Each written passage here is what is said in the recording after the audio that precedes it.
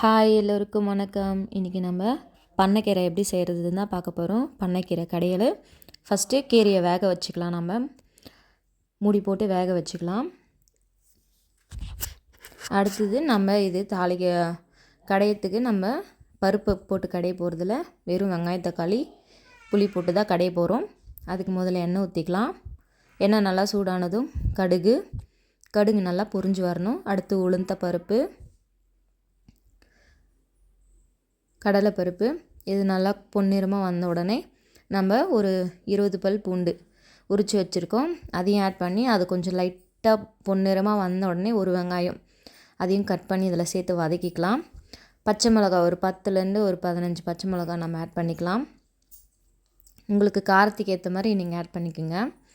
அப்புறம் 2 தக்காளி பழம் ஆட் பண்ணிவிட்டு நல்லா வதக்கிக்கலாம். ஃபஸ்ட்டு இந்தளவுக்கு வதங்கின பிறகு நம்ம இதில் புளி கொஞ்சமாக ஆட் பண்ணிக்கலாம்.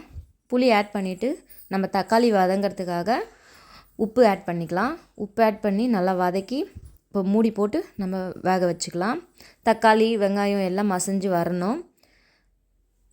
பாருங்கள், இப்போ கீரை நல்லா வெந்து வந்துடுச்சு. பாருங்கள், கீரை ஃபுல்லாக நல்லா வெந்துடுச்சு. இந்த சைடு அதே சமயத்தில் நம்ம தக்காளி வெங்காயம் எல்லாம் நல்லா வதங்கி வந்துடுச்சு. ஆஃப் பண்ணிக்கலாம். இப்போ நம்ம கீரையை தண்ணி வடிகட்டி கடையிறதுக்காக எடுத்துக்கலாம்.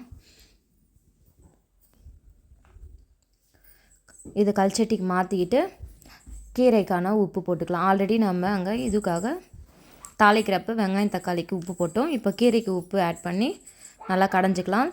கீரை நல்லா ஓரளவுக்கு மசிஞ்சு வந்த பிறகு நம்ம வதக்கி வச்சுக்கிற தக்காளி வெங்காயம் பூண்டு பச்சை மிளகாய் எல்லாத்தையும் ஆட் பண்ணி இப்போ இதையும் சேர்த்து கடைஞ்சிக்கலாம்.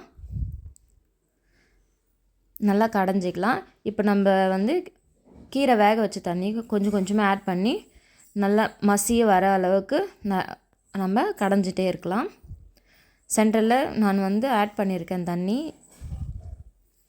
இந்த அளவுக்கு நல்லா மசிச்சு வந்த பிறகு நம்ம இதில் தாளிப்பு போட்டுக்கலாம். அதுக்கு எண்ணெய் ஊற்றி நான் இங்கே வடகம் ஆட் பண்ணியிருக்கேன். வடகம் நல்லா பொரிஞ்சு வந்த பிறகு நம்ம கடைஞ்சி வச்சுருக்கேன் பண்ணைக்கீரையில் ஆட் பண்ணிக்கலாம். சூப்பரான பண்ணைக்கீரை கடையல் ரெடி. நீங்களும் ட்ரை பண்ணி பாருங்கள், எப்படி இருக்குதுன்னு கமெண்ட் பண்ணுங்கள். நம்ம சேனலை சப்ஸ்கிரைப் பண்ணாமல் இருந்தால் சப்ஸ்கிரைப் பண்ணுங்கள். இந்த வீடியோ உங்களுக்கு பிடிச்சிருந்துச்சின்னா உங்கள் ஃப்ரெண்ட்ஸ் அண்ட் ஃபேமிலிக்கு ஷேர் பண்ணுங்கள். இன்னொரு வீடியோவில் சந்திப்போம். பாய்.